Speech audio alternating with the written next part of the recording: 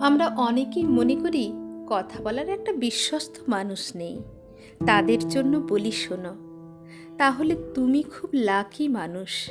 নিজেকে বন্ধু হিসেবে বেছে নেওয়ার এটাই উপযুক্ত সময়। কারণ গোটা পৃথিবীতে স্বার্থপর মানুষের ভিড়ে নিজেকে বন্ধু হিসেবে পাওয়া খুব ভাগ্যের ব্যাপার। শোনো, মানুষ হঠাৎ বৃষ্টির মতো জীবনে আসে।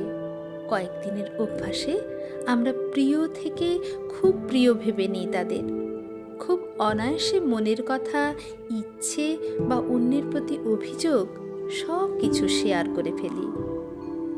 কিন্তু আমরা ভুলে যাই, মানুষের সঙ্গে আমাদের আন্তরিকতা চিরন্তন নয়। আজ যার সঙ্গে খুব গভীর সম্পর্ক, যার সাথে নিয়ম করে কথা না বললে মন খারাপ হয়, তোমার মেসেজ সে সিন না করলে এক বুক অভিমান আর কষ্ট জড়ো হয়, একটা সময় হয়তো সেই মানুষটার ব্লক লিস্টে তুমি জায়গা পাবে এবং সে তোমাকে ছেড়ে যাওয়ার আগে কাজের অভিযোগ আর বদনাম রেখে যাবে। এটাই বাস্তব। সেটা বন্ধু, প্রেমিক প্রেমিকা, প্রিয়জন সবাই হতে পারে। মনে রেখো, মানুষ আসলে কখনোই বিশ্বস্ত হয় না। সময়ের আলাপে কিছু মানুষের সঙ্গে আমাদের মধ্যে কিছুটা বিশ্বাসের সেতু তৈরি হয়। কেউ সেই বন্ধন বহু পথ যত্ন করতে পারে, আবার কেউ পারে না।